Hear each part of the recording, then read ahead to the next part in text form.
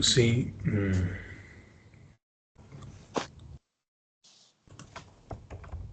la sesión pasada estábamos haciendo una introducción a el canto 24 de la Ilíada, justamente el cierre, también conocido como la reconciliación, y ese solo título creo que de alguna manera representa un encontronazo, porque a final de cuentas está manifestando eh, el descubrimiento de la inutilidad de la pelea, pero esa inutilidad solo puede presentarse desde que uno ha sufrido una pérdida, y obviamente la pérdida se magnifica según el título de nobleza que uno tenga, porque terminábamos señalando, prolongando una reflexión de Oscar, que obviamente en la guerra todos pierden a un ser querido.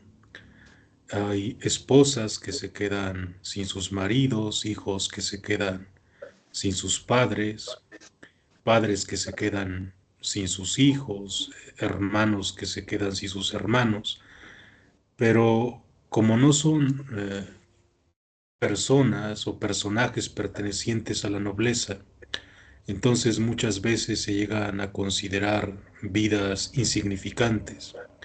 Y solo cuando se presenta la pérdida desde el punto de vista de la nobleza, parece que el dolor también se intensifica.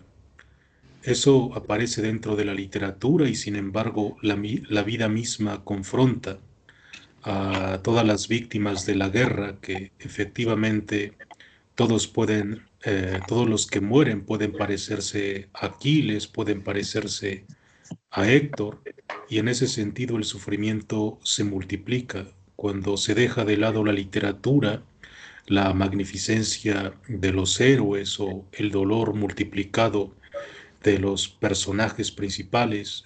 Nos descubrimos que el dolor pues prácticamente es incontenible, prácticamente insoportable. Bueno, eh, en ese sentido, también recordábamos el comienzo de este libro, de este canto 24, donde Aquiles no puede dormir.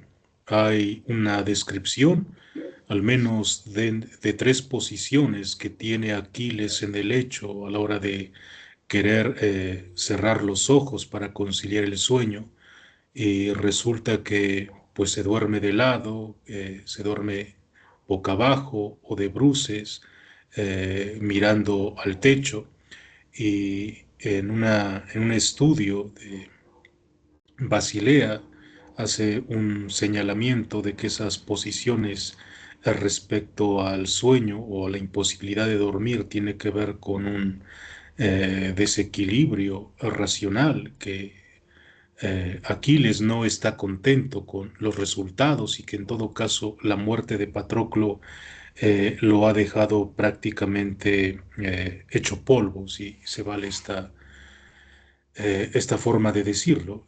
Ha quedado hecho trizas, Aquiles está prácticamente destruido.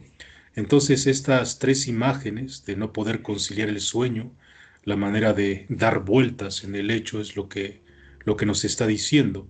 Pero no solo eso, sino que también del lado de los troyanos nos encontramos con que Priamo está padeciendo un dolor también insoportable, y queda reflejado en una descripción que al menos se manifiesta dos veces, si no me equivoco. La primera es al comienzo y la otra cuando se da el encuentro con Aquiles y el propio rey Priamo se lo confiesa. El hecho de estar bastante sucio, estar envuelto con eh, excremento de animales, no recuerdo ahora el término que se utiliza en las versiones que estamos manejando, pero tan insoportable es el dolor que no ha hecho menos que tirarse al suelo y envolverse con estas boñigas de animales, con estos desechos de los animales, no ha probado alimento tampoco, ya lo veremos más adelante, de la misma manera que no se ha bañado y tampoco ha comido. Entonces son manifestaciones de un dolor insoportable ante la muerte de un ser querido y como ya habíamos mencionado en alguno de los libros pasados, pues obviamente para describir ese dolor a veces, incluyendo la poesía, se queda corta. El dolor es prácticamente indescriptible, seguramente es bastante aproximativo. Algunas imágenes pueden ayudarnos para poder entender ese dolor, pero simplemente en un plano de descripción, sin poder llegar a sentirlo del todo.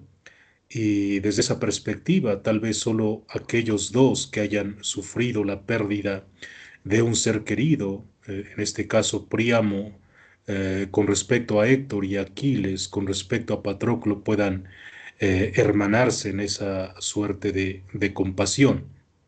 Bueno, digo que así comenzaba el canto, pero al mismo tiempo se manifiestan el dolor, el rencor de parte de Aquiles y entonces, a pesar de ya tener el cadáver de Héctor, sigue profanando el cadáver porque lo ata al carro y le hace dar 3 vueltas todos los días alrededor de el lugar en donde se encuentra los restos de Patroclo.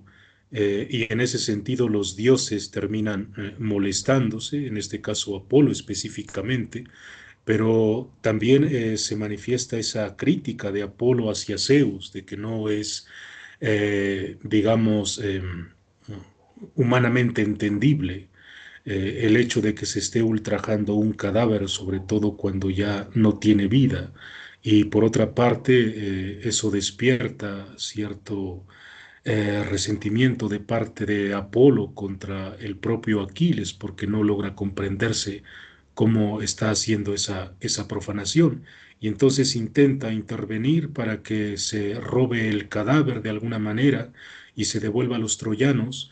Y sin embargo, Hera, Atenea, terminan molestándose, incluso el propio Poseidón, porque Hera está arguyendo que no se trata de las mismas vidas, que en este caso la vida de Aquiles pertenece a la nobleza, al ser hijo de una diosa, y de Peleo, que en todo caso era uno de los hombres más queridos de parte de los dioses, y por eso le entregaron a Tetis como esposa, mientras que en el caso de Héctor se trata de un simple mortal, y en ese sentido recordemos que los títulos nobiliarios, desde esa perspectiva, tienen un gran peso. Por lo tanto, lo interesante sería que se respetara ciertos comportamientos que está haciendo Aquiles, mientras que del lado de Apolo se está señalando que eso no es humanamente aceptable.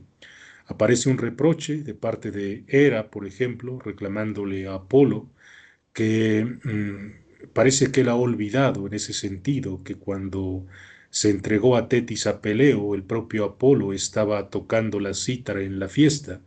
Pero bueno, finalmente tiene que decidir Zeus en este sentido cuál va a ser el destino del cadáver de Héctor y entonces necesita conciliar a los dos bandos de dioses que se están peleando por el destino del cadáver de Héctor y en ese sentido tiene que establecer una suerte de equilibrio, una suerte de balanza en donde eh, la honra de Aquiles no quede reducida, pero que por otra parte eh, el- la profanación del cadáver de Héctor pues tampoco se termine perpetuando.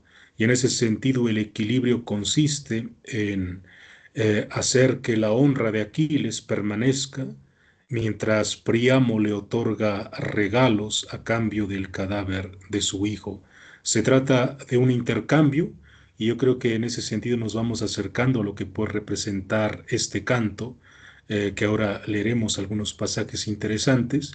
Obviamente no nos vamos a detener en los tejemanejes que han aparecido alrededor de cómo se dará el intercambio, porque aparece un llamamiento de Zeus para Eris, que vaya a comunicarle a la diosa Tetis que se le requiere en el Olimpo, y mientras ella está llorando, y obviamente hacía varios días en que no se le requería en el Olimpo, entonces sabe perfectamente que se está tramando algo. Ella acude con un vestido azul oscuro, casi tirando al negro, que de alguna manera representa el luto, porque ya sabe cuál es el destino de su hijo. Una vez que llega con Zeus, se le señala cuál es la solución de Zeus, que Aquiles tiene que regresar el cadáver de Héctor, independientemente de la promesa que se le había hecho desde el primer canto, cuando la misma Tetis subió al Olimpo a pedir que intercediera para que Agamenón se enterara de que había cometido un error al querer sobrepasarse con Aquiles. Y entonces le hace ese señalamiento que los dioses han determinado en cierto sentido que Aquiles tiene que regresar el cadáver de Héctor, y no puede menos que bajar Tetis a la tierra y comunicárselo al propio Aquiles. Acá entendemos una de las cosas que estaba viendo en alguna interpretación que se hace es que los dioses pues obran a una velocidad descomunal, simplemente lo dicen y lo hacen, y entonces ya en este momento se le ha comunicado a Aquiles la necesidad de devolver el cadáver, que llegará alguien al campamento y entonces mediante un intercambio de regalos se llevará el cadáver. Aquiles, por otra parte, no sabe quién va a llegar. De alguna manera eso lo deja en un suspenso y bueno, ya se enterará más adelante. De otro lado, se le comunica también a Iris, que llegue al lugar de Troya y le comunique al viejo rey Príamo que los dioses han decidido que Aquiles devuelva el cadáver de Héctor, pero para que se realice esa devolución es preciso intercambiar, llevar regalos, y obviamente cada que se presenta un dios ante un mortal no puede menos que haber una sacudida emocional, y eso es lo que representa, perdón, lo que siente el propio Príamo. Entonces le comunica a su esposa Hécuba ese señalamiento que le ha hecho la diosa, le pide su punto de vista, y obviamente Hécuba le dice que cómo es posible que haya caído en una suerte de creencia en ese sentido, sobre todo cuando a Príamo se le ha considerado como un tipo que sobresale por su juicio. ¿Cómo es posible que haya caído en esa suerte de engaño? Pero en todo caso señala ambos que se trata de un augurio, y para ello le pide a Príamo que lance un águila en señal de buen agüero, o que pida un agüero y que aparezca un águila para que tenga validez el pronóstico que ha recibido. Y bueno, así sucede.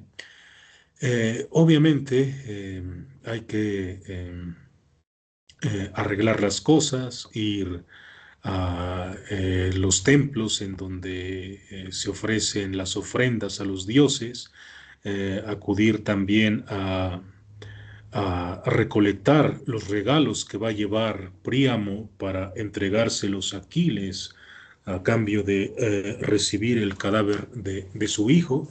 Y se da una enumeración de cuáles son esos regalos, y sobre todo Homero insiste en uno en específico que es de los más queridos, y no el más querido para Príamo, y en ese sentido no tiene ningún reparo en entregárselo a Aquiles, y así sucede. Se pide que se arme un carro para que se lleven los regalos, los presentes, y al mismo tiempo aparece otra escena un tanto curiosa, porque en el palacio de Príamo, pues obviamente están un promedio de, no sé si 30 30 hijos que no son los que ha tenido con Hécuba, sino con otras dos mujeres que se mencionan en la Ilíada en los primeros libros, pero que en todo caso los 19 que ha tenido o que tuvo, o 18 más o menos, sin contar a Paris, han muerto en combate y por lo tanto los hijos que ha tenido con Hécuba han muerto en combate, mientras que el resto parece que quedan todavía 30 o poco más de 30, pero que Príamo no los tiene en alta estima.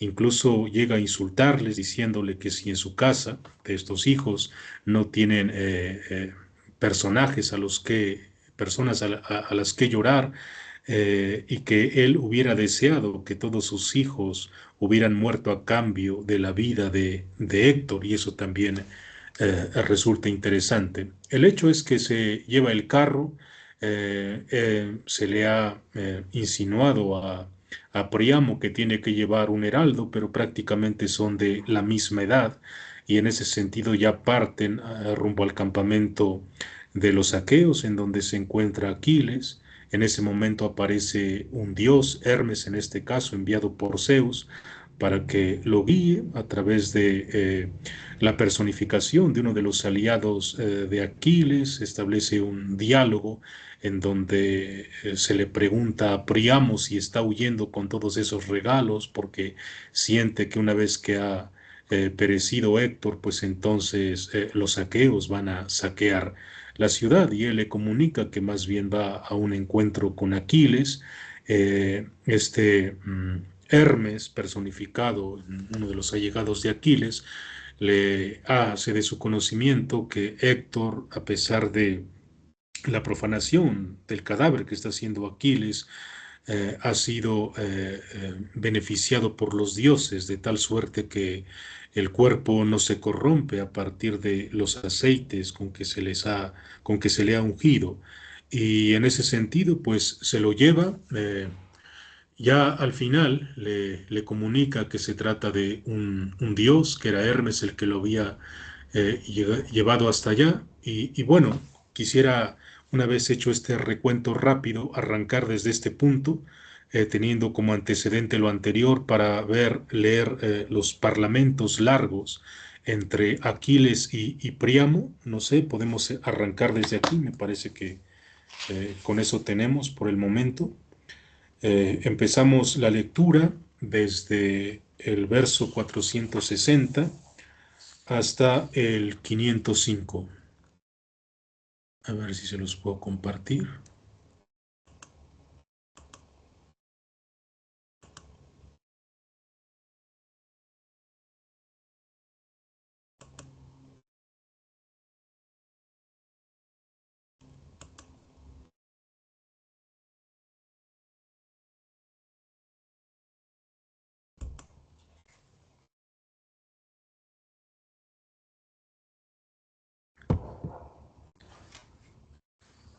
Parece que ya se ve. Ahí se ve, Noé. Si gustan, los auxilio con la lectura. Sí, adelante. 460 está hablando Hermes. Anciano, yo soy un dios inmortal que aquí ha venido. Soy Hermes. Mi padre me ha enviado para que te diera escolta. Pero ahora me iré de nuevo y no me voy a presentar ante las miradas de Aquiles. Vituperable sería que un dios inmortal favorezca tan abiertamente a los mortales. Tú entra y coge al Pélida de las rodillas y por su padre, su madre, de hermosos cabellos, y su hijo, suplícale para conmoverle el ánimo. Tras hablar así, se alejó hacia el vasto Olimpo Hermes. Y Príamo saltó de los caballos a tierra y dejó allí a Ideo, que esperaba guardando los caballos y las mulas. El anciano fue derecho a la casa donde Aquiles, caro a Zeus, caro a Zeus residía. Lo halló dentro, sus compañeros estaban sentados aparte, y solo dos, el héroe Automedonte y Álcimo, retoño de Ares, se afanaban en presencia suya presuroso. Acababa de dejar el alimento después de comer y beber, y la mesa aún estaba puesta al lado. Entró el alto Príamo sin que ellos lo notaran. Se paró cerca y estrechó las rodillas de Aquiles y le besó las manos terribles y homicidas que a tantos hijos suyos habían matado. Como cuando una densa ofuscación apresa al hombre que mata en la patria a una persona y llega a un pueblo extraño ante un hombre acaudalado, y el estupor invade a quienes lo ven, así de estupefacto se quedó Aquiles al ver al deiforme Príamo. También los demás intercambiaron estupefactos sus miradas. Príamo le dirigió una súplica, diciendo estas palabras: acuérdate de tu padre, Aquiles, semejante a los dioses, que tiene mi misma edad y está en el funesto umbral de la vejez. Bien a él, los vecinos que habitan alrededor sin duda lo atormentan, y no hay quien aparte de él la ruina y el estrago. Sin embargo, aquel, mientras sigue oyendo que tú estás, alegra en el ánimo y espera cada día ver a su querido hijo que vuelve de Troya. Pero mi desdicha es completa. He engendrado los mejores hijos en la ancha Troya, y de ellos afirmo que ninguno me queda. 50 tenía cuando llegaron los hijos de los aqueos. 19 me habían nacido de un único vientre, y otras mujeres habían alumbrado en el palacio a los demás. A la mayoría el impetuoso Ares les ha doblado las rodillas, y el único que me quedaba y protegía a la ciudad y a sus habitantes hace poco, lo has matado cuando luchaba en defensa de la patria. Héctor, por él he venido ahora a las naves de los aqueos, para rescatarlo de tu poder, y te traigo inmensos rescates. Respeta a los dioses, Aquiles, y ten compasión de mí, por la memoria de tu padre. Yo soy aún más digno de piedad, y he osado hacer lo que ningún terrestre mortal hasta ahora: acercar a mi boca la mano del asesino de mi hijo. Hasta ahí, gracias. Bueno, como podemos darnos cuenta en este en este encuentro, mejor dicho, entre Aquiles y Príamo, Homero ha señalado una característica particular que ya les había adelantado hace un momento, cuando le señalaba que Tetis le había comunicado a Aquiles que iba a haber un intercambio con regalos, pero que obviamente no se sabía quién iba a ser quien estuviera dando ese intercambio. Entonces, cuando llega Príamo, Aquiles queda estupefacto. Los términos que utiliza Homero es como si de repente alguien hubiera asesinado a alguien en tierra extranjera y quedara ante las miradas de aquellos que conocían al extranjero, es decir, una sensación de reprobación. Y el término que utiliza el deiforme Príamo en ese sentido es que deja prácticamente, que se presenta, o que a los ojos de Aquiles se presenta como una divinidad, y que en cierto sentido esa divinidad le está agrandando esa sensación de aidos o de vergüenza, esa suerte de reprobación pública, que recordemos que es la manera en que los guerreros intentaban renunciar a hacer algo malo. El aidos como el juicio popular, como aquello que le echa en cara los equívocos de los héroes, pues era algo que tenía que controlarse, ¿no? Comportarse rectamente para que, más bien, la vergüenza servía para comportarse rectamente. Entonces, con la aparición de Príamo, pues obviamente Aquiles queda estupefacto a partir de lo que he explicado. Obviamente, digo que la imagen, ahora me lo comunicarán ustedes, es tremenda porque se presenta el padre que ha perdido un hijo. Como se ha señalado en sesiones anteriores, la guerra no es un asunto natural, sino que es una suerte de artificio, y por lo tanto las muertes que hay allá no obedecen a la naturaleza, sino que son un asunto en donde intervienen los hombres para quitarle la vida a los demás. Y que si eso es así por una parte, hay otra cosa que hace que la muerte de los seres queridos se vuelva más horrenda e insoportable, porque además de que la guerra es antinatural, también va contra la naturaleza, al menos que sean los padres los que entierren a los hijos.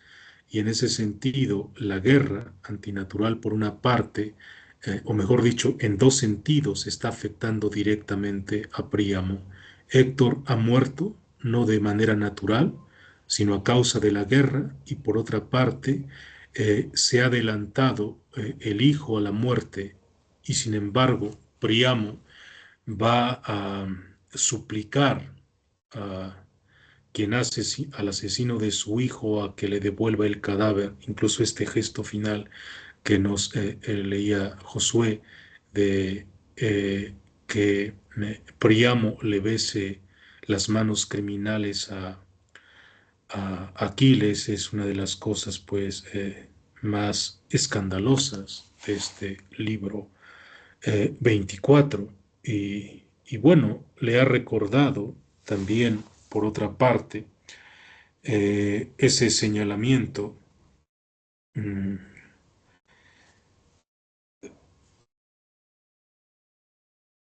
de, perdón, déjenme, encuentro el pasaje,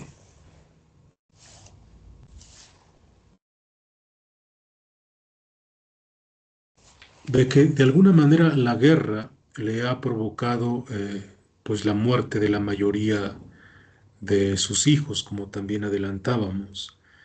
Y en ese sentido, quizás si quisiéramos establecer un parangón, pues obviamente en esa época se tenían hijos para de alguna manera poblar y hacer más fuerte la ciudad, tanto como que de un árbol le cayeran las semillas y que a su alrededor pues crecieran otros pequeños árboles que de alguna manera con la sequía, con la muerte del árbol padre en este caso, pues vendrían otros a tomar su lugar. Y sin embargo, con la muerte de los hijos, pues también está desapareciendo el linaje y en ese sentido el encuentro de Aquiles con Príamo está señalando esa parte antinatural en los dos sentidos. Eh, por otra parte, le ha señalado quizá el alegato que puede de alguna manera tocar el corazón de Aquiles, puede removerle la ira, aunque también señala esa parte que en dos momentos en este libro 24 encontramos. Uno de los epítetos con los que Homero nombra a Príamo es llamarle aquel que tiene el corazón de hierro, justamente para poder perdonar, en este caso, al asesino de su hijo, pero le toca en el corazón a Aquiles recordándole que Peleo, su padre, al menos está en Eftía, quizá con las ascuas de no saber todavía la muerte de Aquiles, pero que en el hecho de ignorar que Aquiles haya muerto hay una esperanza en Peleo de saber que el hijo posiblemente esté con vida, mientras que en el caso de Príamo no hay ninguna posibilidad de que Héctor viva, porque como lo comentaba con su esposa Hécuba, los dos fueron testigos de cómo el propio Aquiles, sin esconderse, le quitó la vida justamente a Héctor. Y ese señalamiento también escandaloso por parte de Hécuba, que si ella pudiera, le encantaría, o no le encantaría, quisiera morderle las entrañas, devorar al propio cuerpo de Aquiles. Bueno, digo que en ese sentido las palabras de Príamo están de alguna manera sensibilizando la ira de Aquiles al recordarle que de alguna manera Peleo no sufre del todo, pero que tendría que compararse en el mismo sentido eh, mm, para que Aquiles pueda sentir lo que está viviendo en ese momento Príamo. Y bueno, decía que esta imagen que cierra este primer encuentro, o al menos sí este encuentro, es que el padre eh, esté besando las manos del, del homicida. Aquí nada más como paréntesis, que seguramente lo sabrán, no hay un término para nombrar a un huérfano de hijo, al menos se tenía en cuenta que el término huérfano pudiera utilizarse en los dos sentidos, aquel que ha perdido un padre, pero también todavía se utilizaba como aquel que ha perdido un hijo. Y bueno, según ciertas campañas de las que me he enterado tratando de indagar en algún libro de etimologías, es que se proponía el término huérfilo, por ejemplo, para aquellos padres que sobreviven a la muerte de sus hijos. Bueno, pues Príamo sería de alguna manera un huérfilo porque permanece vivo una vez que Héctor, y no solo él, sino muchos de sus hijos están pues ya murieron a causa de esta guerra que es prácticamente antinatural. Bueno, con esto les paso la palabra para que hagan las intervenciones pertinentes, comentarios.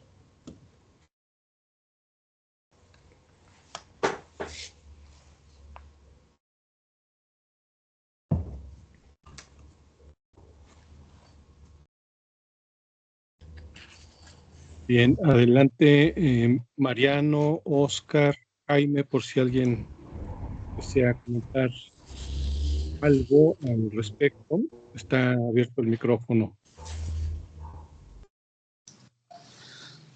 Vale, sí, gracias Josué, gracias Noé por tu participación. La verdad es que coloca sobre la mesa muchos puntos importantes y yo quisiera abordar algunos a partir de, en estos días estuve leyendo la traducción de Tecnos, López Seide, que me parece también bastante lúcida. Cátedra, ¿no? Sí, en cátedra, no, en Tecnos. Tecnos, cátedra, no recuerdo ahorita bien la editorial, probablemente es cátedra. Y la verdad es que me parece muy, muy lúcida porque va haciendo una serie de anotaciones que nos permiten de alguna forma una comprensión más amplia respecto al texto. Y entonces, a partir de ahí, de estas acotaciones que va realizando, me surgen una serie de temáticas que quisiera plantear. La primera de ellas tiene que ver precisamente con la aristía. A lo largo de los cantos que hemos venido leyendo, una de las conclusiones a las que arribábamos era precisamente que el Aristos, ¿no?, obtiene esta condición en función de esa búsqueda de ser el mejor. Y esa búsqueda de ser el mejor, pues lógicamente que implica el desarrollo de toda una serie de capacidades. Veíamos que al menos tenía que ver con la parte física para poder combatir, para poder ser el mejor guerrero, pero también tenía que ver con el desarrollo de la palabra para intervenir en las asambleas y poder de alguna forma efectuar las mejores estrategias en función de la consecución del objetivo de la guerra, que es derrotar al enemigo. Pero de pronto este señor nos plantea la posibilidad de que también la aristía, y en este caso en el canto 24, se puede obtener ahora ya no de las pasiones como la ambición, la violencia, el enojo, ¿no?, la ira, sino que a partir de otra serie de pasiones, de afecciones que el ser humano puede de alguna forma también padecer y que van más o menos como en el sentido contrario a lo que permiten las otras pasiones. Y estas son tres pasiones bastante interesantes. La primera de ellas es la piedad. Esta piedad podemos entenderla, por supuesto, como el respeto a los designios divinos, el respeto a las divinidades, que aquí se hace patente con toda claridad cuando Zeus interviene en función precisamente de la posibilidad de rescatar el cuerpo de Héctor. Y como bien comentaba Noé, pues manda el mensaje a través de la diosa Iris, ¿no?, para que llame a Tetis, y a su vez le comenta a Tetis la necesidad que tiene de llevarle el mensaje a Aquiles para decirle que los dioses están molestos con él y que precisamente tiene que acatar de alguna forma ya el consenso de la asamblea de los dioses, que ha tomado varios días en ese debate, ¿no? Y Noé nos comentaba precisamente ahí la pugna que hay entre Apolo, entre Hera, Atenea y los dioses que están a favor de los aqueos, tanto como los dioses que están a favor de los troyanos. Pero Aquiles acata con toda claridad, con toda contundencia, la determinación de Zeus. Podríamos pensarlo, por un lado, como una especie de reconocimiento de su incapacidad para desacatarla, pero no necesariamente es así, porque también se puede pensar a partir del ejercicio de la piedad, ¿no? O sea, del reconocimiento de que lo divino tiene que ser acatado. Esa es una de las pasiones que permiten de alguna forma ponerle límite al extravío en el que había caído Aquiles. Pero la otra gran pasión, o el otro gran afecto, es la compasión. Y la compasión permite de alguna manera lo que comentaba Noé, que en algún momento cuando Aquiles tiene frente a sí a Príamo, se experimenta exactamente su humanidad, en el sentido de que el dolor los hermana, de que ahora ya no es la fuerza, ahora ya no es la violencia, sino que los seres humanos estamos precisamente hermanados en función de esa insignificancia que tenemos frente a lo divino y por otra parte frente, ¿no?, a las peripecias que la vida nos manda en determinado momento. Y entonces podemos ver cómo en función de eso Zeus dice, esa aristía, ¿no?, o sea, esa heroicidad que le tenemos reservada a Aquiles, Noé lo comentaba a partir de los regalos, pero me parece que también se puede entender ahora a partir precisamente de la capacidad que tiene para, en última instancia, sentir compasión respecto al otro. O sea, ahora lo heroico ya no está en ser el mejor de los mejores, en derrotar a la mayor cantidad de enemigos, sino lo heroico se obtiene en función de la posibilidad de experimentar compasión respecto al sufrimiento de Príamo. Y también eso Zeus lo reserva a Aquiles, porque recordemos que en algún momento se maneja la posibilidad de que el cadáver de Héctor sea robado, ya sea por una divinidad o ya sea por la intervención de alguna divinidad y los seres humanos para que pueda ser llevado a Troya y se puedan efectuar los funerales. Pero Zeus dice no. También hay algo heroico en la compasión. También hay algo heroico en el pudor. También hay una heroicidad en la piedad. Y esa también se la tenemos reservada a Aquiles en función de que precisamente en el diálogo, en la confrontación con Príamo, va a dar muestra de que también puede experimentar esas afecciones, esas pasiones. Y eso de alguna manera hace, pues vaya, muy interesante el punto, porque lo que podemos ver es que quizá la existencia humana, pues en realidad hace ese tránsito, ¿no? O sea, en realidad se despliega como en esos dos grandes extremos. Por un lado, una heroicidad para hacerle frente a las adversidades de la vida que requieren del valor, que requieren del coraje, de la determinación, pero que en última instancia, ¿no? Llega un momento en el cual la propia vida nos coloca frente a ese devenir y parece ser que nos percatamos en última instancia de que frente a los otros, pues no somos ni más ni menos, que el dolor que experimenta el otro es el mismo dolor que experimento yo. Y por eso entonces me parece que se ponen a la par las dos figuras, por un lado la de Príamo y por el otro lado la de Peleo.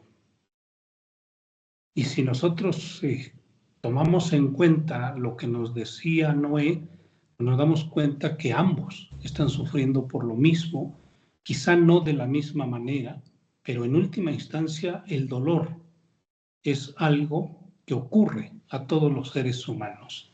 Y entonces esta posibilidad de que la aristía ahora se dé en función de la compasión, de la piedad y del pudor, pues viene, según mi punto de vista, un poco inspirado, decía yo hace un momento en esta traducción de López Eire. Entonces nos damos cuenta que pues en realidad la existencia termina siempre, ¿no?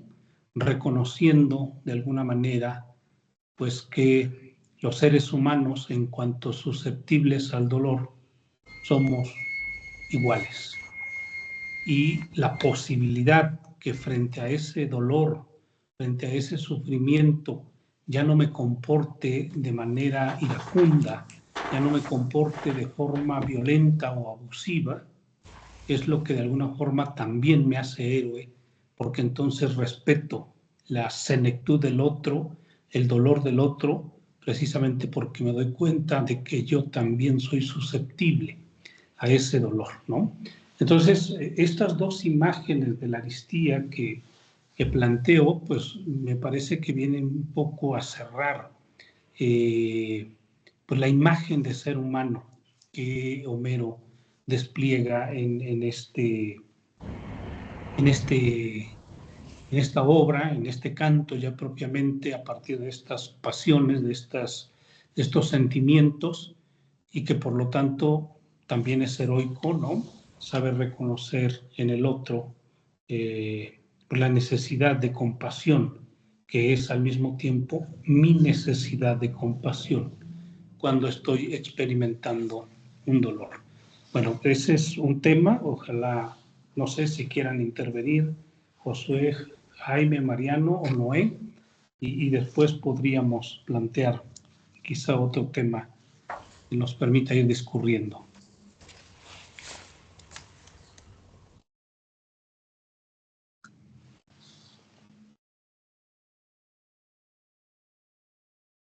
Bien, si me permiten, y quiero deseo retomar algo de lo que se ha comentado aquí brevemente sobre este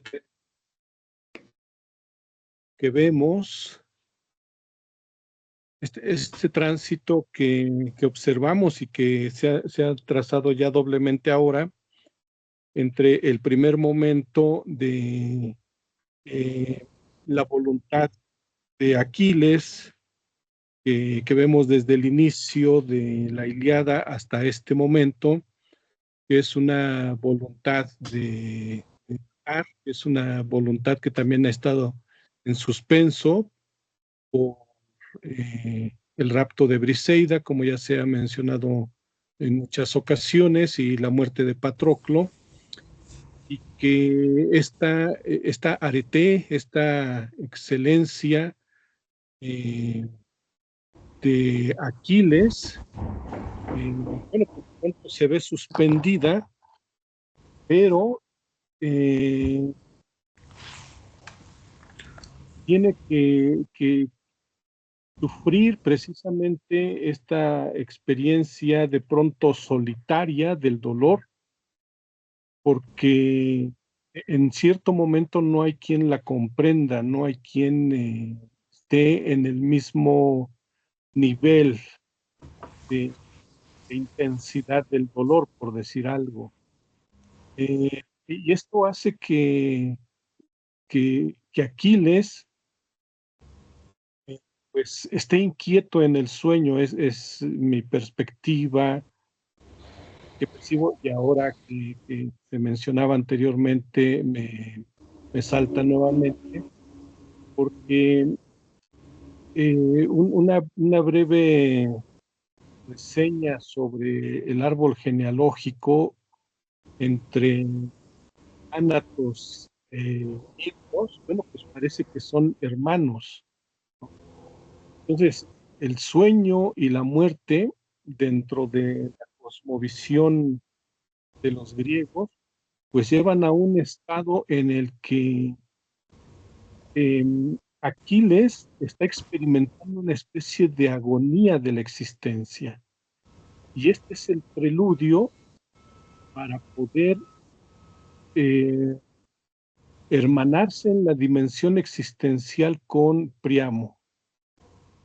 Es decir, solamente a partir de una experiencia como esta, de una agonía de la existencia, es como podemos permitir que el dolor del otro permee en la existencia de uno. Y es allí cuando nos hermanamos, decían ahora, con el dolor del otro. Bien, entonces, aquí vemos que ya hay un salto, entonces ya hay un paso de la arete de Aquiles como una excelencia para matar a una arete de Aquiles que ahora va a hermanarse con el dolor de Priamo, tomando en consideración, bueno, pues que se mencionaban ahora, la piedad, la compasión, la primera que nos permite asentir con respeto a los designios de los dioses, y una que nos permite experimentar, estar en el mundo de una manera idéntica, por decir algo, con el otro, en estas dimensiones del dolor, que de pronto, pues en un primer instante parece que se asumen de forma solitaria, pero en un segundo momento pues se asumen de forma comunitaria, y en este caso lo vemos con Aquiles y con... Bueno, esto por un lado. Por otro lado, bueno, pues también me llama mucho la atención la cuestión de rescate, en la que llega Priamo ante Aquiles, porque solamente lo dejo anotado, porque otra momento el soldado troyano al cual ahora se me olvida, Adrasto, el soldado troyano que captura a Agamenón, ¿sí? Y al que quería, que captura a Menelao y quería perdonar. Bueno, pues nos deja también esto sobre la mesa, que existía esta práctica dentro de la guerra, en donde se podía ofrecer un rescate que tenía, pues de cierta manera, el mismo valor que la vida de los guerreros, de los aristos, para poder intercambiar uno por otro. Esto último, pues allí nomás lo dejo así anotado y solamente agregar algo a lo que ya ha comentado. Vale, adelante si alguien más quiere continuar. Sí, tal vez aunar las dos intervenciones. Bueno, adelante, Mariano. Sí, yo algo breve, añadiendo también a la preeminencia de esa experiencia, más que emoción, es una experiencia, la compasión, y se puede elevar al rango de una experiencia religiosa y pues no está exento Homero con su estilo literario y poético, además de narrar toda una aventura, una guerra, un conflicto y describir las pasiones. Pero no está de más rescatar el hecho de que está transmitiendo el acceso de una verdad religiosa, a saber que la compasión es un clic, es un suspenso, es una hierofanía y una transfiguración del hombre profano al hombre religioso, en el sentido de lo particular a lo universal. En buena parte de todas las religiones, más en las orientales, la compasión es un acceso a esa hermandad ontológica con todos los seres, ¿no? Que somos finitos, que somos mortales, que todos vamos a padecer la misma fragilidad. Y lo relata aquí en forma literaria, en forma de drama, donde la simetría humana pues se hace patente. Y quiero yo resaltar un rasgo esencial, o varios rasgos que hacen romper a la conciencia profana, a la conciencia religiosa de la compasión. Una es la venganza.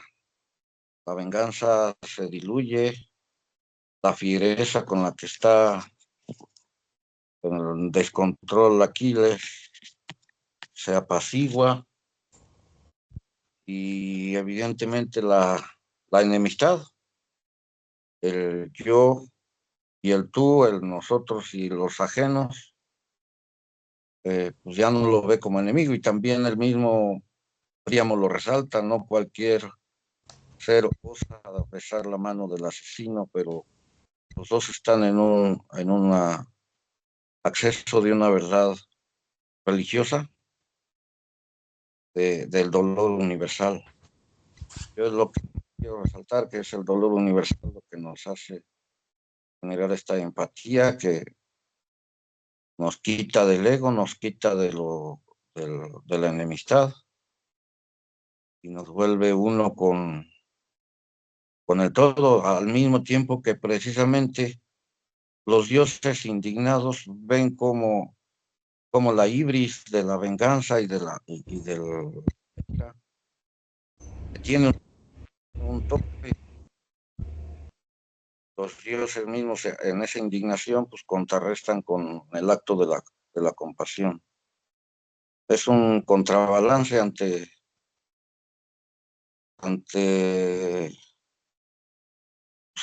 el exceso, ¿no? Ante la desmesura, ante la ibris, que se vuelve, que hasta los dioses mismos lo ven patético, el hecho de que siga dándole rienda suelta a esa venganza, y en ese momento de ese contrabalance, pues hay un acceso a una experiencia que ni la tenía el mismo Aquiles y pudo al menos trascender el mismo Príamo, pues, la enemistad también y la hermandad es lo que yo más resaltaría esta, de esta escena, de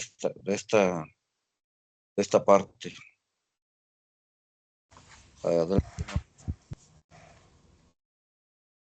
Sí, entonces aunar estos tres comentarios, sobre todo creo que a partir de la intervención de Josué, en el sentido de que es ese momento de soledad de parte de Aquiles de no poder dormir, pero al mismo tiempo de parte de Príamo de tampoco poder dormir por la misma razón de ser consciente de la muerte de un ser querido y en el hecho de que una vez traspasado el cerco de los dientes, como dice la versión de Eire que nos ha recordado Oscar para referirse a la muerte, no hay regreso. Una vez que la vida traspasa el cerco de los dientes, que sale de la boca, pues obviamente no hay manera de revivir.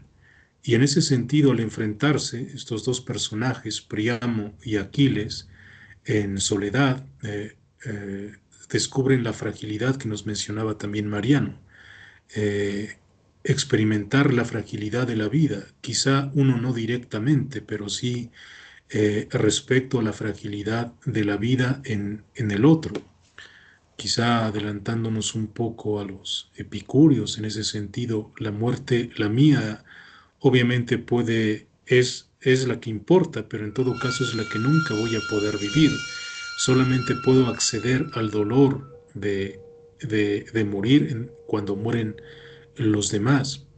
Entonces, a partir de eso, me parece que también podemos retomar o prolongar el comentario de Oscar al señalar que la aristía no solo se va a ocupar de los valores de la guerra o de la afrenta, sino que a partir de esa conciencia de la fragilidad de la vida que aparece en soledad, se nos presentan las dos pasiones que nos recordaba, de un lado la piedad y de otro lado la compasión o tal vez que podríamos llamar también empatía.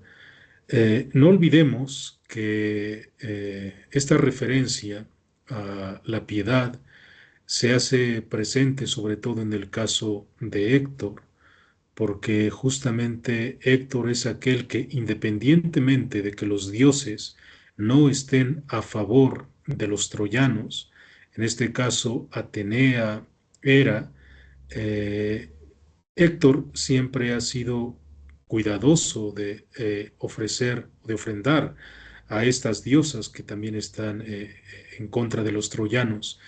Es decir, que independientemente de que solo Apolo favorezca a los troyanos, el propio Héctor ha sido piadoso con todos, y eso es algo que recuerda Zeus. Y en ese sentido, el comportamiento aristocrático o de la aristía de Héctor tiene que ver con eso, con salirse de lo normal. No olvidemos que el Aristos en este caso es el mejor de los mejores, y entonces, independientemente de que los dioses no estén a favor de uno, eso no es ningún argumento en contra para que uno cree en ellos desde la perspectiva de los troyanos y de los griegos también.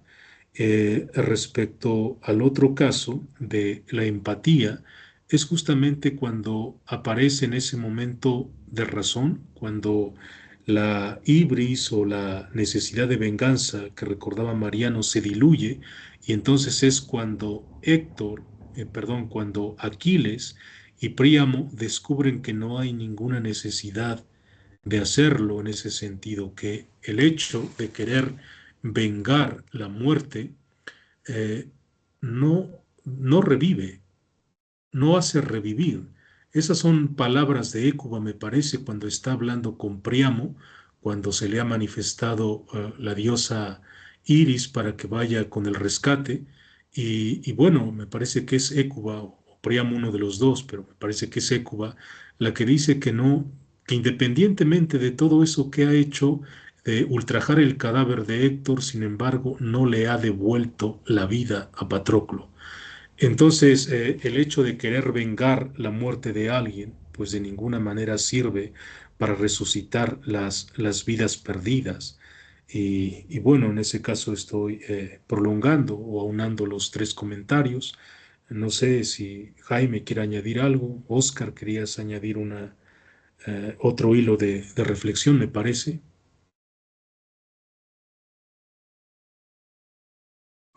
Sí, si Jaime no quieres participar. Buenas tardes, doctores. No, la verdad es que ha sido bastante como lo han venido explicando. Leí el canto 24 y me pareció muy interesante, más ahorita que lo han ido explicando de manera detallada, entonces pues estoy en ese proceso de asimilar todas las temáticas que han venido desarrollando y yo creo que pues estoy aquí atento a las exposiciones, doctores.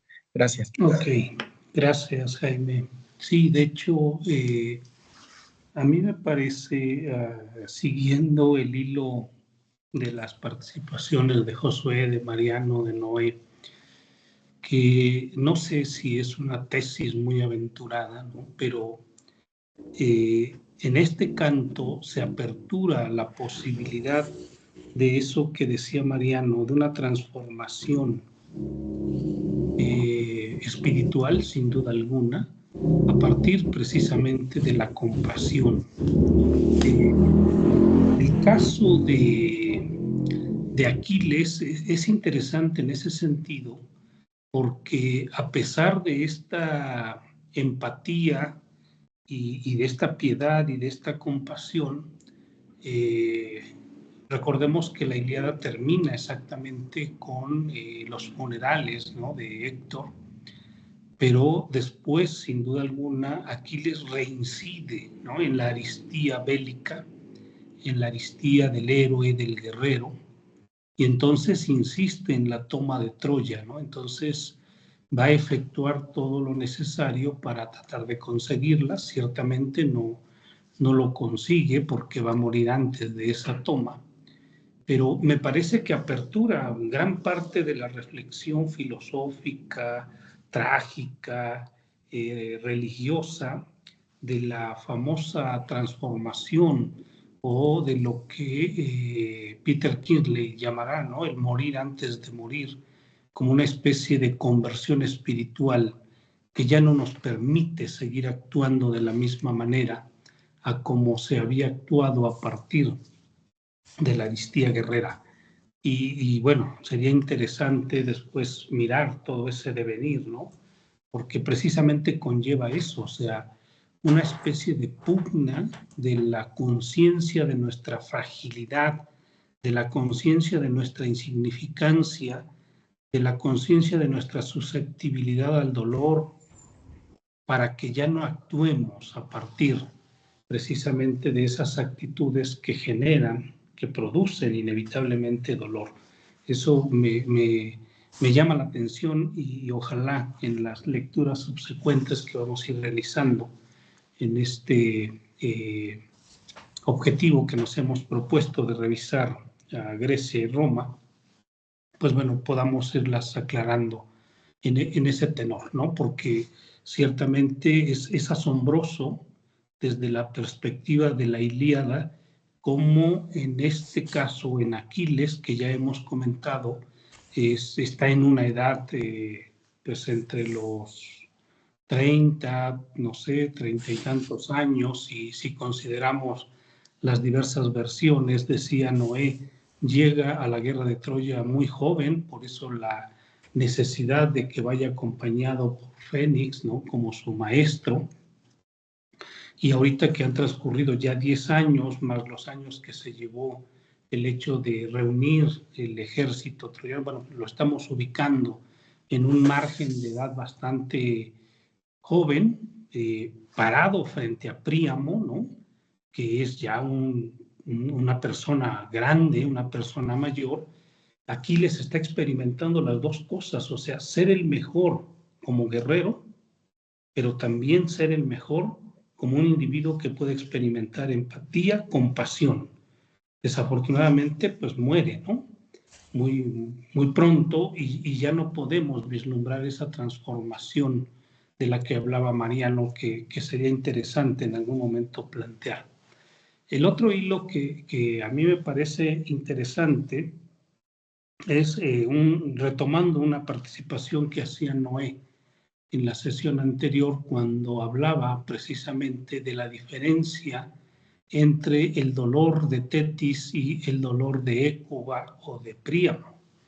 Él argumentaba que el dolor de Hécuba y el dolor de Príamo es de seres mortales y por lo tanto tiene una cierta duración.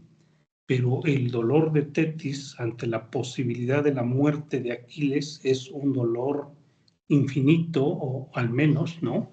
Un dolor inmortal, porque ella no es susceptible a la muerte y por lo tanto ahí habría una diferencia bastante significativa de lo que está experimentando Tetis a lo que está experimentando Hécuba o cualquier otro ser mortal. Eso es, claro, es muy importante, pero yo quiero más bien plantearlo a partir de la intervención que hace Zeus, porque entre las cosas que se han dicho en función de la lectura de los cantos anteriores, Noé ha argumentado en varias ocasiones la justicia de Zeus en la medida precisamente en que actúa de manera distinta a Urano, a Cronos, ¿no? Y ahora vemos que en Zeus cae como una especie de reparto justo de acuerdo a las capacidades que cada divinidad tiene. Pero en este caso vemos cómo Hera, cómo Atenea, parece que insiste en un odio sin fin, en un odio permanente hacia, por un lado, a Alejandro, a Paris, ¿no? Como la figura detonante del juicio de la manzana de la discordia, pero al mismo tiempo un odio hacia los troyanos que desde esa perspectiva se tiene que prolongar, pues no sé, el mayor tiempo posible, porque ambas diosas son inmortales, ¿no? Y por el otro lado, por supuesto, también el dolor interminable de Tetis. Entonces, eso de alguna forma se ve reflejado en este deseo de venganza permanente por parte de Aquiles. Y Zeus precisamente interviene ahí como una especie de llamado a poner fin a esa ibris, a ese odio, a ese deseo de venganza. Entonces, lo que se puede observar es cómo Zeus de alguna forma nos dice que la única manera que tenemos, ¿no?, de salir de esa provocación permanente del dolor al ser humano es a través del límite. O sea, no puede haber un odio infinito o no puede haber un odio permanente, como tampoco puede haber un dolor permanente. Porque si eso no se supera, inevitablemente el ser humano se degrada cada vez más. Por eso la degradación de Aquiles, ¿no? Por eso el enojo de los dioses ante la pérdida de su humanidad, en el sentido de estar queriendo constantemente estar ultrajando el cuerpo de Héctor. Entonces, a partir de ahí es muy interesante cómo Zeus se convierte nuevamente en este dios justo. O sea, todo dolor tiene, por supuesto, la necesidad de su expresión, pero no puede ser un dolor permanente. Todo odio tiene la necesidad de su expresión, pero no puede ser un odio permanente. Para que lo humano se consolide, ¿no?, para que lo humano se logre desde una perspectiva más amplia, tanto el dolor como el odio deben tener un límite. Y Zeus se presenta aquí exactamente como este dios que incita, por un lado, a las divinidades a ponerle fin a su odio, como al mismo tiempo incita a Aquiles a poner fin a su rencor, a su enojo en contra de Héctor. Y esto también a partir de esta traducción de López Eire, ¿no? Dice él que apunta un poco a lo que después va a desarrollar Séneca en sus famosas consolaciones, tanto a Marcia como a Elvia, ¿no? En donde vemos exactamente que Séneca va a señalar, o sea, todos podemos experimentar la pérdida de un hijo, por ejemplo, en el caso de Marcia, ¿no? Pero eso no significa que a partir de esa experiencia de la pérdida de un hijo vamos a estar sepultados por el dolor de manera permanente. Entonces, pareciera que todas las pasiones requieren su expresión, pero quizá la aristía esté precisamente, ¿no?, en el equilibrio de la expresión de esas pasiones y en la armonización en función precisamente, ¿no?, de la oposición entre compasión, entre empatía, entre piedad y por el otro lado entre odio, rencor, para que a partir de ahí entonces, ¿no?, lo humano pueda consolidarse como algo más integral, no cargado únicamente hacia ciertas pasiones, sino susceptible de consolidarse en función de estas otras experiencias como la compasión. Y lo grandioso es precisamente, ¿no?, que en Aquiles, a su edad, porque hay una gran diferencia, o sea, de hecho hay una escena muy interesante, Noé la mencionaba, cuando están frente a frente Aquiles y Príamo y se quedan así como mudos, ¿no? Y el texto dice, Príamo contemplaba la magnanimidad o la magnificencia de Aquiles, ciertamente un hombre poderosísimo, ¿no? Pero al mismo tiempo Aquiles contempla la magnificencia de Príamo. O sea, son individuos, uno viendo el esplendor de la juventud, o sea, la expresión más fuerte de la vitalidad, y el otro viendo precisamente, ¿no?, el esplendor de la vejez, o sea, la magnificencia de un viejo. Y entonces se percatan precisamente, ¿no?, de que ser humano es eso.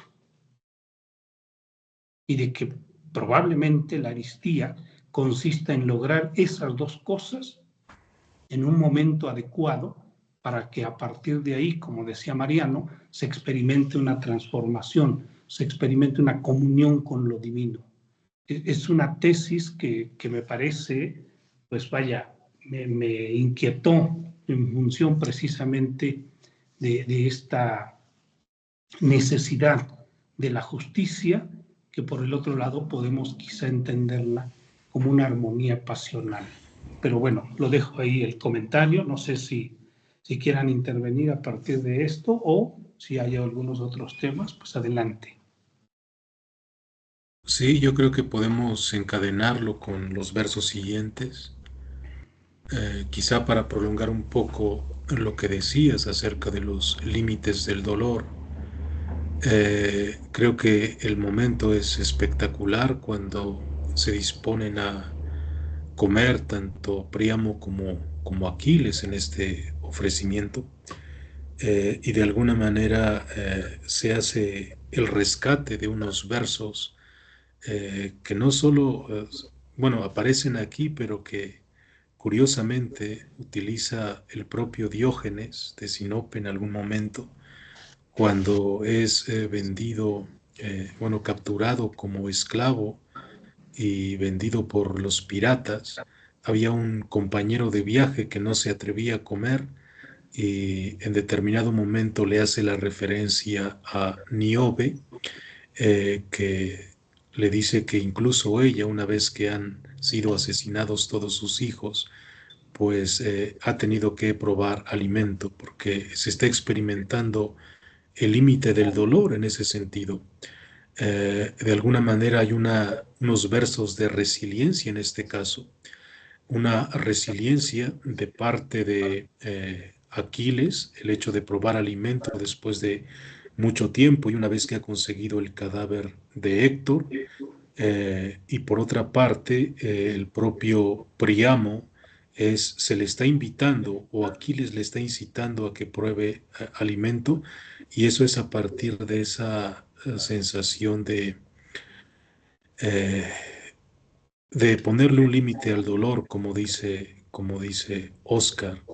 Y bueno, creo que podemos, encontrarlo en los siguientes versos, de 507 hasta 620. No sé si me ayudan con la lectura. 507 a 600. Y así hilamos el comentario de Oscar. Sí, y lo puedes compartir, Noé, Sí, lo comparto en un momento. por favor.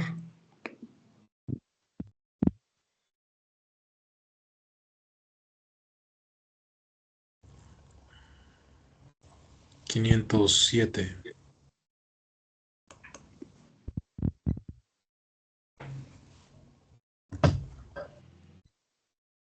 Ok, leo. Sí, Y así habló. A ver, adelante. ¿O tú lees, Mariano? Si quieres, adelante. Así habló y le infundió el deseo de llorar por su padre. Le tocó la mano y retiró con suavidad al recuerdo hacía llorar a ambos. El uno al homicida Héctor lloraba sin otro, y Aquiles lloraba por su propio padre, y a veces también por Patroclo, y los gemidos se elevaban en la estancia. En cuanto vino aquí, tuvo ya de llanto, y este de hecho se alejó de su levantó y ayudó al anciano a incorporarse, apiadado de su cabeza y de su canoso mentón, y elevando la voz le dijo estas palabras. Le dijo: ¿cuántas desgracias has soportado tu corazón? ¿Cómo te has atrevido a venir solo a la nave de Dios, ponerte a la vida del hombre que amó y valerosos tuyos ha de tu corazón? Pero siéntate en ese. No obstante, dejémoslo reposar en el ánimo, a pesar de nuestra aflicción. Nada se consigue con el gélido llanto que hiela el corazón. Lo que los dioses han hilado para los mortales es vivir en tierras tan excelentes. Están fijos en el suelo del hombre. Uno contiene y el otro los bienes que nos obsequian. A quien Zeus que se deleita, a veces se encuentra con algo malo y otras con algo bueno. Solo la miseria lo hace objeto de la frente, y una cruel agüitada va sin el apoyo ni de los mortales. Así a Peleo, dioses espléndidos regalos desde su nacimiento, pero todas las gentes descuidadas en dicha y en riqueza. Era soberano de los Mirmónides, y a pesar de ser tal, ciertas cosas, mas la divinidad también le propone una desgracia. No tiene el palacio descendencia de hijos herederos del poder. Un solo hijo destinado a una muerte, ni un solo hijo engendrado a una muerte permanente. Siquiera lo cuidó a su vejez, porque muy lejos de patria me hallo en Troya, buenos para ti, para ti, bien de ti. Antes de decir que era dichoso, en el espíritu comprendí.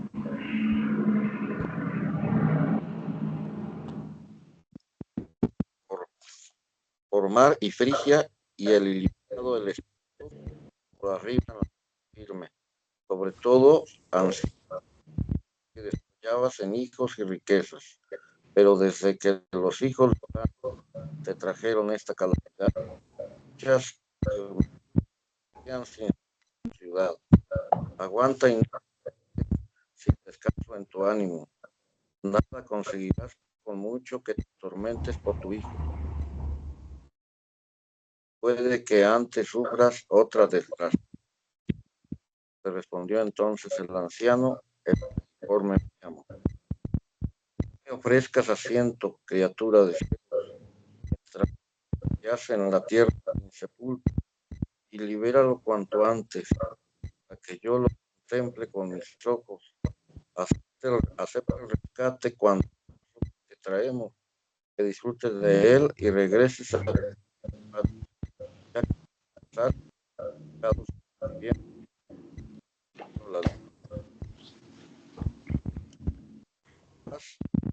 Aquiles, de pies ligeros. No provoques más ahora, bien. Yo mismo he decidido darte a él.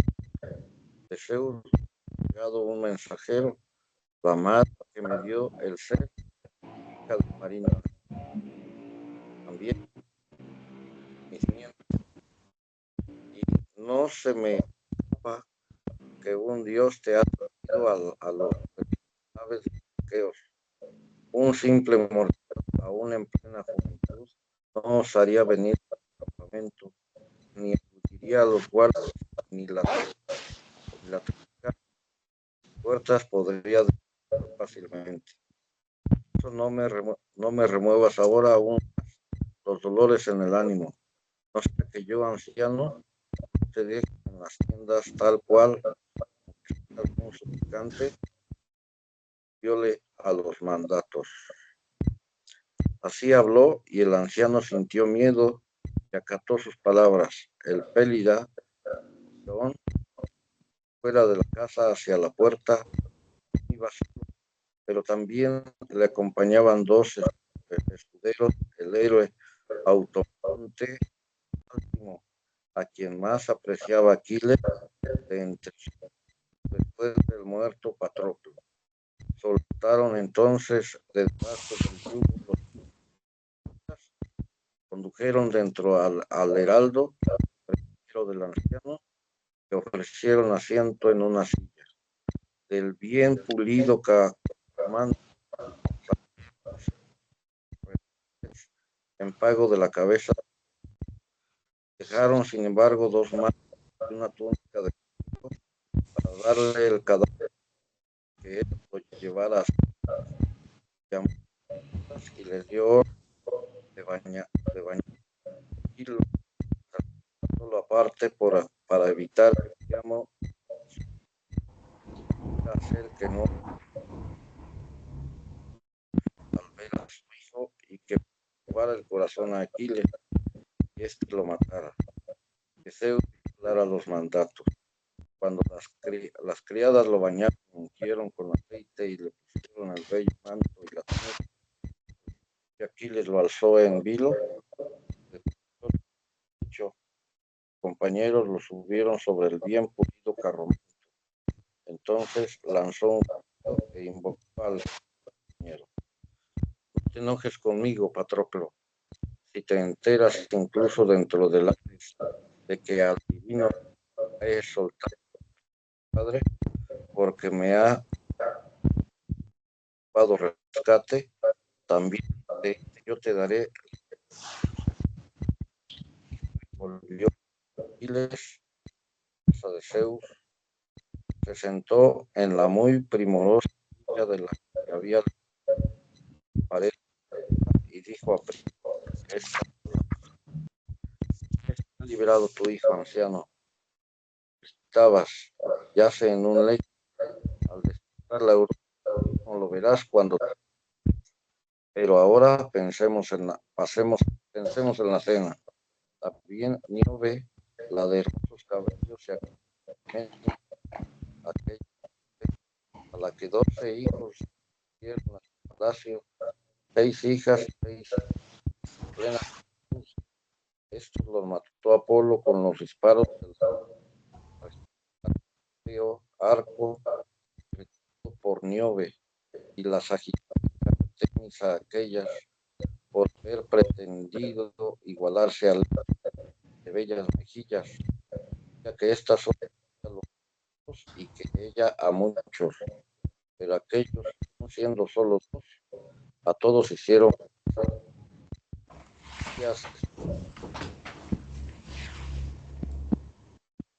en piedras el croñón montado a las, pero el 10º los enterraron. Entonces fue cuando se acordó del alimento, agotada de llorar, la nieve, un sitio entre rocas, los montes, los lugares en que están los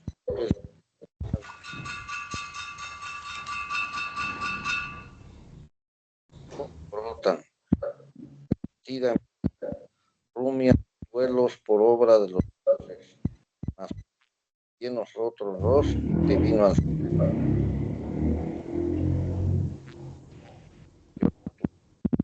entrar en, y seguro que muchas más te causará. Está ahí. Bien, digo que podíamos hilvanar con el segundo hilo de reflexión que sacaba Oscar acerca de que las pasiones deben experimentar los límites en ese sentido y sobre todo en el caso del dolor. Recordemos que también Aquiles, enterándose de la muerte de Patroclo, había decidido dejar de comer y que incluso cuando Tetis regresa del Olimpo con las nuevas armas que le ha fabricado Hefesto, el propio Aquiles está incitando a volver inmediatamente a la guerra porque quiere vengarse de la muerte de Patroclo y sin embargo, no recuerdo si Néstor o Ulises, algún otro, le dice que es indispensable que los guerreros se alimenten. Ciertamente Aquiles se alimenta de la ira en ese momento y lo que quiere es acabar con los troyanos, pero específicamente con Héctor, porque ya no se trata en ese momento de la guerra contra Troya, sino de la guerra contra el asesino de Patroclo. Entonces decide no comer durante varios días, pero ahora pasa algo parecido con Príamo, que ha dejado de comer porque no sabe el destino del cuerpo de Héctor, o que en todo caso eh, será arrojado el cadáver a los perros o a las perras, como dice la versión de Eire, que nos ha recordado Oscar también.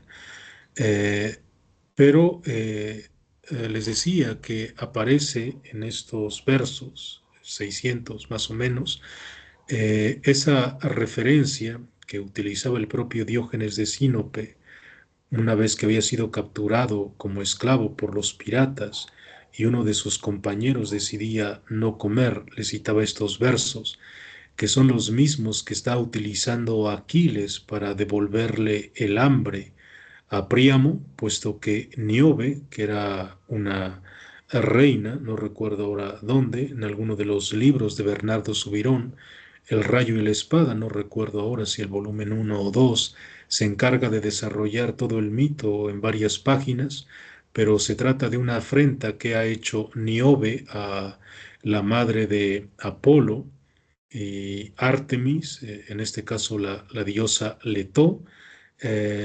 Niobe dice que será una diosa, pero solo ha logrado dar a la luz a 2 hijos. Y entonces la diosa se molesta y termina asesinándole a 12 hijos. Y bueno, Niobe ha dejado de comer por un momento hasta que después del sepulcro, cuando nadie quería ayudarlo, justamente para que la diosa Leto no se molestara, ni los hijos, no ha podido menos que volver a tomar alimento. Y desde esa perspectiva, los versos que Homero ha puesto en boca de Aquiles y que Diógenes retoma, nos está hablando de la resiliencia, en este caso de poder superar incluso el dolor de la muerte de los seres queridos. Si hay algo que identifica a los aristos es justamente el hecho de salirse de la norma, de poder recuperarse fácilmente, lo cual no significa que no sientan dolor, pero también han sabido a la perfección que uno no puede continuar con vida lamentándose por la muerte de los seres queridos. Es decir, la manera de rendir, no sé, memoria, un homenaje al recuerdo no es lamentándose, sino justamente haciendo llevadero eso y recordando pues el lugar de uno, en este caso que es mortal, porque el lamento, el sufrimiento en ese sentido no hace más que querer ser otra cosa o de alguna manera querer colocarse por encima del destino, en el sentido de que no se deja pasar el dolor, mientras que la aceptación en este caso nos recuerda o nos devuelve a nosotros mismos la sensación de fragilidad que nos recordaba Mariano en su intervención pasada.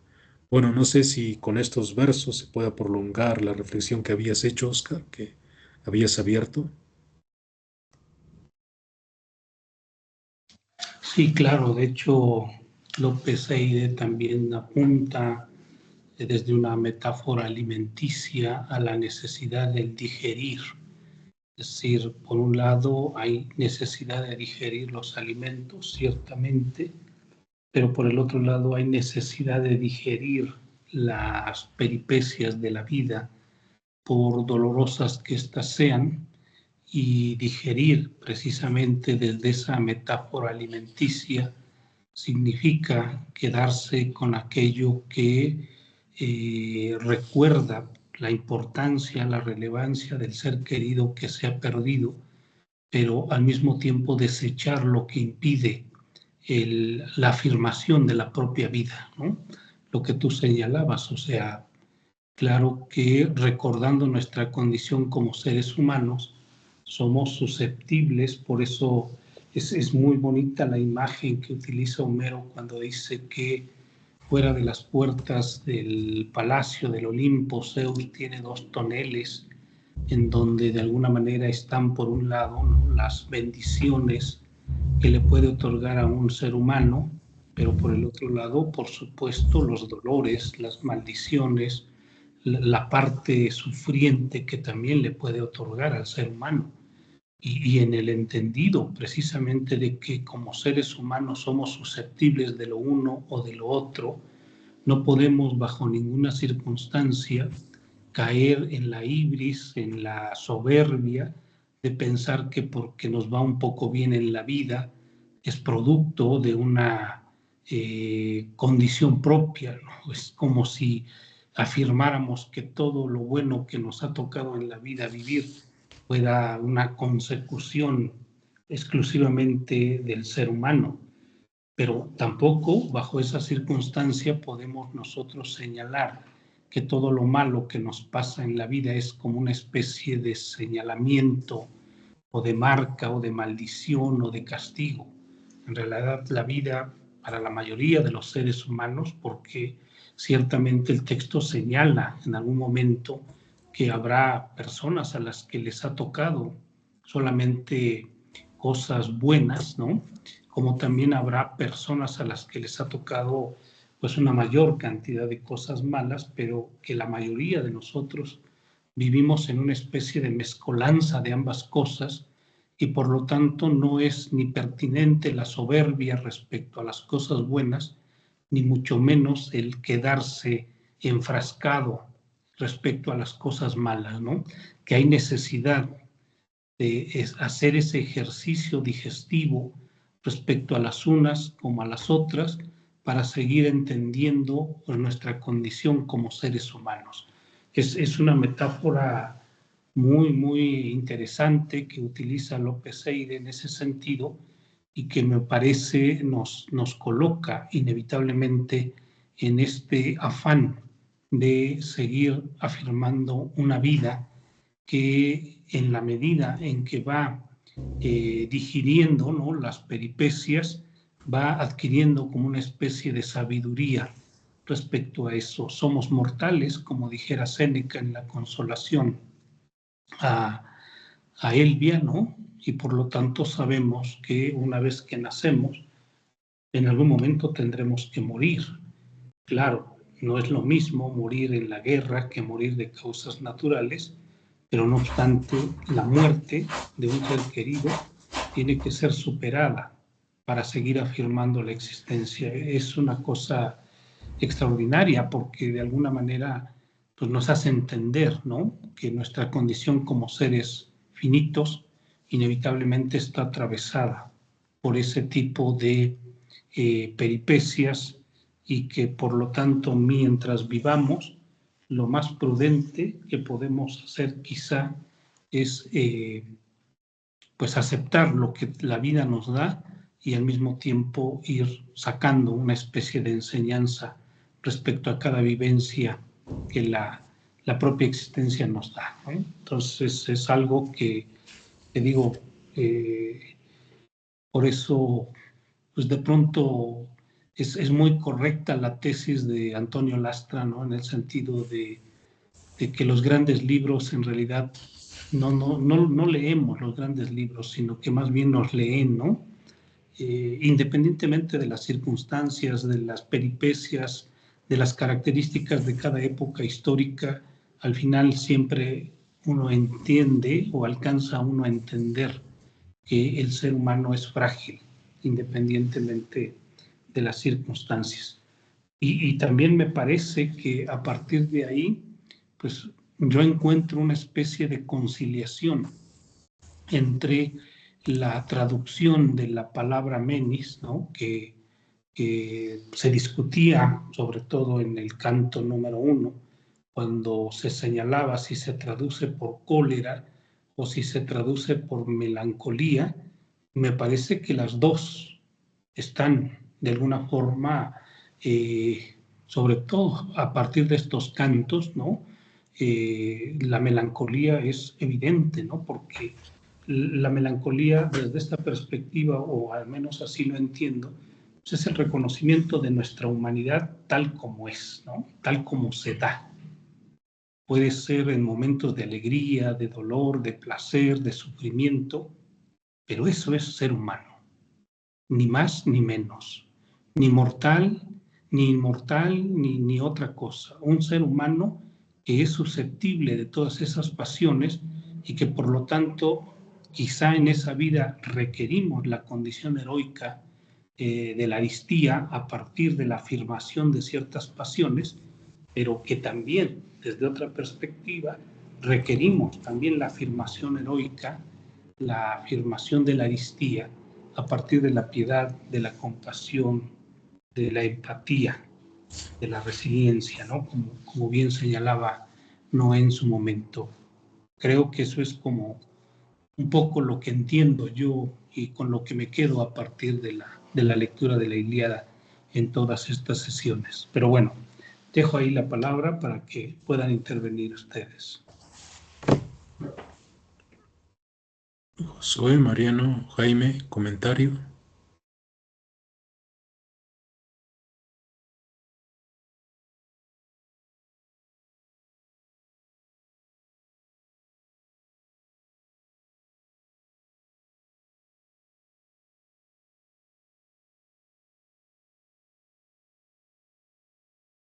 Bien, solamente para agregar algo en este nudo que vemos aquí entre Príamo y Aquiles, uno con su, como habíamos comentado, su arete bélica, con su ira, que también lo lleva a reconocer sus límites, porque es Aquiles quien reconoce los límites de ambos, cuestión que había anunciado Oscar hace rato, y que nos lleva a ver a Príamo también como un espejo, puesto que Aquiles tiene una pérdida y Príamo también.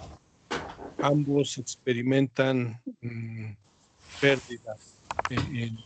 Sin embargo, y esto es lo que me sorprende de esta imagen que nos plasma aquí Homero es que Príamo, en el límite del dolor, no busca la venganza, no busca una alianza con otros reyes, no pospone la recuperación del cuerpo de Héctor echando mano de otras estrategias, sino que parece que hace lo más difícil, que es doblegarse ante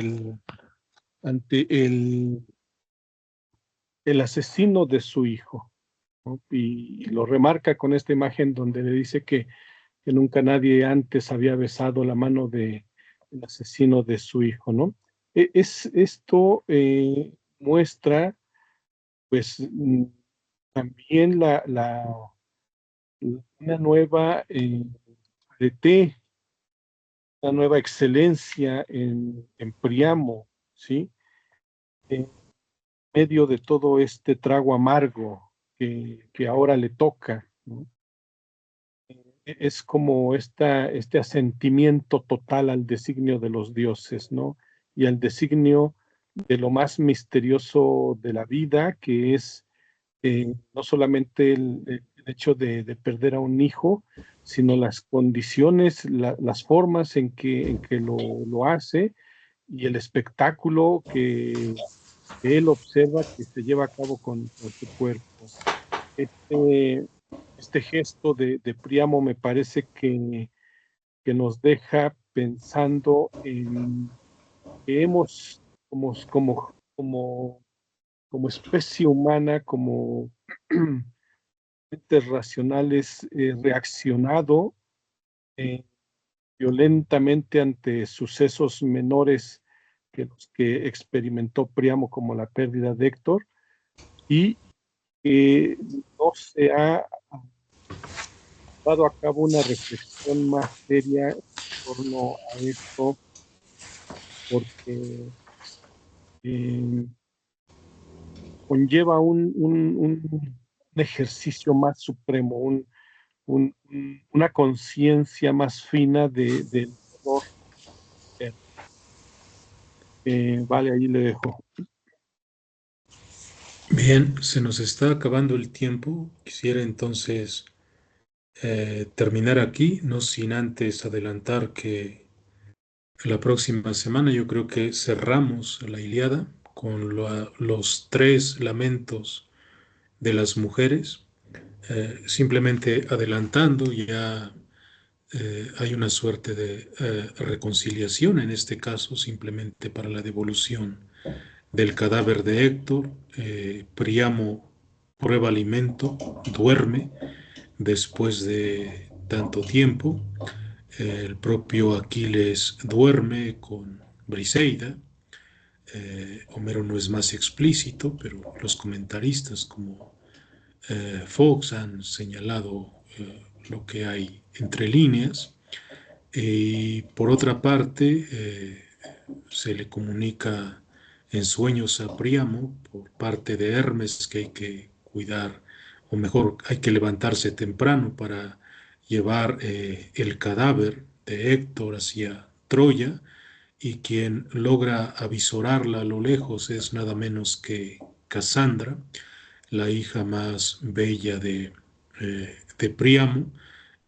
Homero en este canto 24 hace referencia a un parecido con Afrodita, y es ella la que ve a su padre a lo lejos al mismo tiempo que ve el cuerpo de Héctor, y entonces se hacen los preparativos para que se haga, para que se consiga leña, para que se prenda la hoguera, para que se metan las cenizas en un cofre de oro, si no mal recuerdo.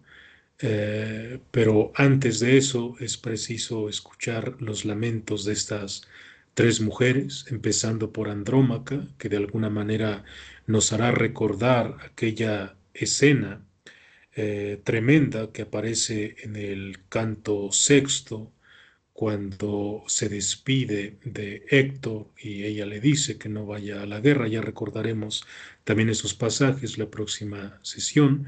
También en el libro cuarto, tercero, no recuerdo si es segundo incluso, cuando, o en el 9 o 10, cuando Helena toma la palabra en el enfrentamiento de Paris y Menelao, y entonces Príamo le pregunta, le pide que se acerque, y en este sentido señala quiénes son los participantes, y al mismo tiempo, o en otro pasaje, señala que solo Héctor ha sido aquel que no le ha hecho ningún reproche, mientras el resto de troyanos y troyanas se encargan pues de insultarla cada vez que la ven, o hablar entre bisbiseos culpándola de esa tragedia que están sufriendo los troyanos. Y por otra parte también el lamento de Hécuba, finalmente es la muerte de un hijo, para finalizar con el lamento y las órdenes de Príamo. Entonces digo que dejamos para la próxima semana los 3 lamentos de estas mujeres frente al cadáver de Héctor, y finalmente las últimas palabras de Príamo. No sé, nos quedan 5 minutos. Si quieren añadir un comentario antes de cerrar.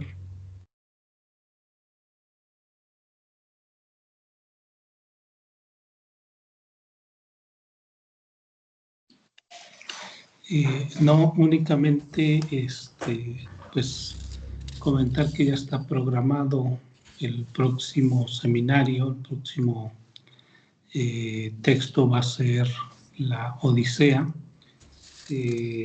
No sé si pudiésemos buscar una traducción para que todos pudiéramos leerla en la misma versión. A mí me parece que la de cátedra es muy buena. No sé si la conozcas, Noé, o nos puedes recomendar alguna otra. Sí, le checamos en la semana. Ok, para que nos vayamos preparando ya en función de este texto que se va a estar revisando. Seguramente hay muchos comentarios que se pueden hacer a partir de lo que señalaba Josué, pero ocuparía más tiempo de lo establecido. Yo creo que es pertinente que lo dejemos aquí y lo podamos recuperar la próxima sesión. Que tengan buena noche, cuídense mucho, nos vemos el próximo día martes. Hasta luego. Hasta luego. Buenas noches a todos. Bueno.